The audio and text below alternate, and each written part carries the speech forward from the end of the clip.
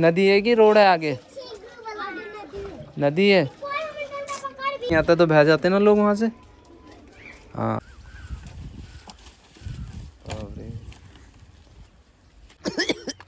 मेरा भी हाल मजबूत खाया पिया मजबूत है। मैं टेंशन था, जब तक मैं जिंदा रहूंगा जब तक टेंशन निकलना। हाँ ये तो छोड़ दूंगा पीछे उनके लिए। तो गाइस आज मैं हूँ आज एक ऐसी जगह जहाँ आटा महंगा और चीज़ें सस्ती हैं। तो गाइस ये बस्ती है। तो अभी मैं जा रहा हूँ आगे और आज मैं आपको दिखाने वाला हूँ कि यहाँ का रहन सहन कैसा है। मैं आया था इधर, जो भी यहाँ पे रहता है वो अपनी पर्सनल ज़मीन पे नहीं रहता है, सरकारी ज़मीन, नदी का किनारा है ये। अभी आगे चल के देखते हैं कि क्या क्या देख सकते हैं हम लोग।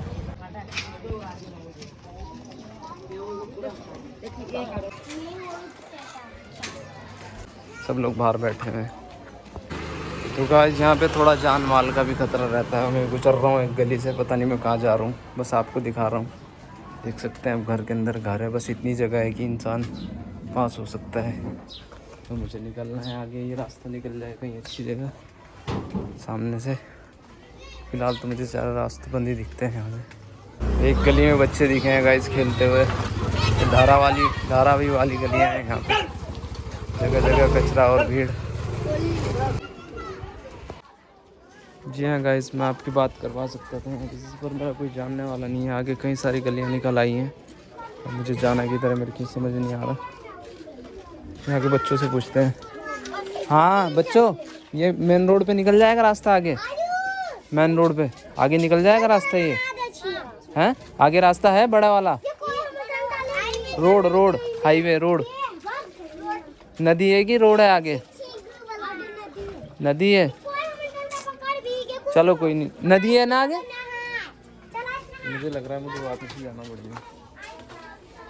यहाँ के बच्चों से पूछा है, आगे कोई रास्ता नहीं है, बस यहाँ एक शॉप है पकड़ेगी मेरे। पहली बार आ रहा हूँ मैं ब्लॉग शूट करने के लिए, ताकि मैं आप लोगों को दिखा सकूँ, क्योंकि मैं घर में पड़े बोर हो रहा था। मैंने सोचा इसी बहाने अपना ब्लॉग भी शूट हो जाएगा। यहाँ पे जगह जगह पे आपको शॉप दिख जाएंगी बनी हुई। और ये एक और गली आ गई सामने से, जहाँ से जाओगे वहाँ से गलियाँ हैं। तो क्या, तो इधर आ गई ये गली ख़त्म हो रही है, वहाँ पर वापस चलता है। आ जाओ भाई। तो गाइस एक लड़का मिल गया है मेरा दोस्त, यहीं का दोस्त तो नहीं है, दोस्त बन जाएगा, पर मैं ब्लॉग शूट करने आया था दोस्त। हमने कहा अपना बस्ती भी दिखा दें कि बस्ती में कैसे रहते हैं लोग। क्यों भाई? तो गाइस यहाँ पे पानी आता रहता है, पीछे जो नदी है ना, कभी भी पानी आता है तो बह जाते हैं ना लोग वहाँ से। हाँ, तो जब गाइस पानी आता है ना तो आधे लोग उधर बह जाते हैं। और अभी हम जा रहे हैं आगे।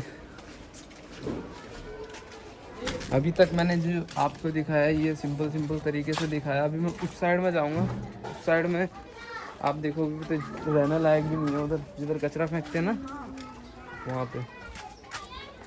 तो गाइस ये देहरादून है, वैसे देहरादून का एक हिस्सा है दहीवाला, जहाँ पे मैं रहता हूँ। मैं उससे भी नीचे रहता हूँ दहीवाला से। तो मैं इधर आया था, मैंने कहा आप लोगों को दिखाऊँगा कि यहाँ पे रहन सहन कैसा है। ये भाई मिल गया था मुझे, थोड़ी बात हो गई इससे। तो अभी मैं बाहर निकलता हूँ, फिर आगे जाता हूँ। ठीक है भैया, फिर मिलेंगे। कहाँ घूम रहा है छोटे?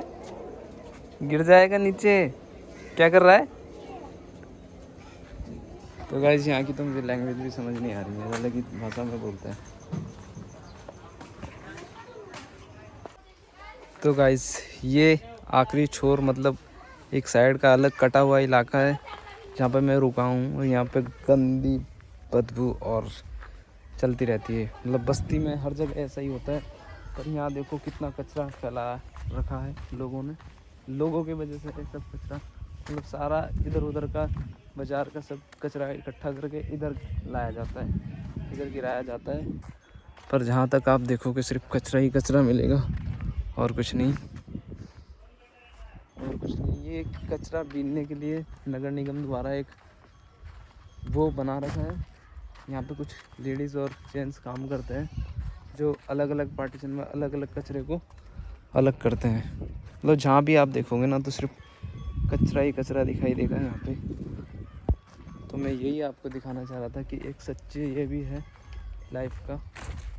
और मतलब जैसे कि आप धूप हो गई और सब कुछ सूखता हुआ जा रहा है और अंकल पीछे अपनी बकरी चरा रहे हैं। तो चल रही गर्मी में, ये देखो आप, चल रही गर्मी में एक काऊ पन्नी सन्नी जो भी मिलती है सब अंदर कर रही है, क्योंकि धूप की वजह से सूख गया है ना खाना। यहाँ पे जो फैली हुई गंद है, ये देखो कितने लंबे लंबे छोटे छोटे पहाड़ गंदगी के हैं। मतलब पहले नहीं हुआ करते थे, अब हो गए हैं। और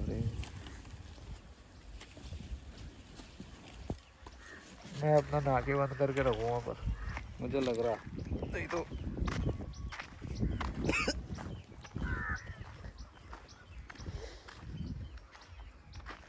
सॉरी गाइस, यहाँ पे बहुत गंदी बदबू, मुझे यहाँ से जल्दी से निकलना पड़ेगा, नहीं तो मेरा भी हाल बहुत गंदा हो जाएगा।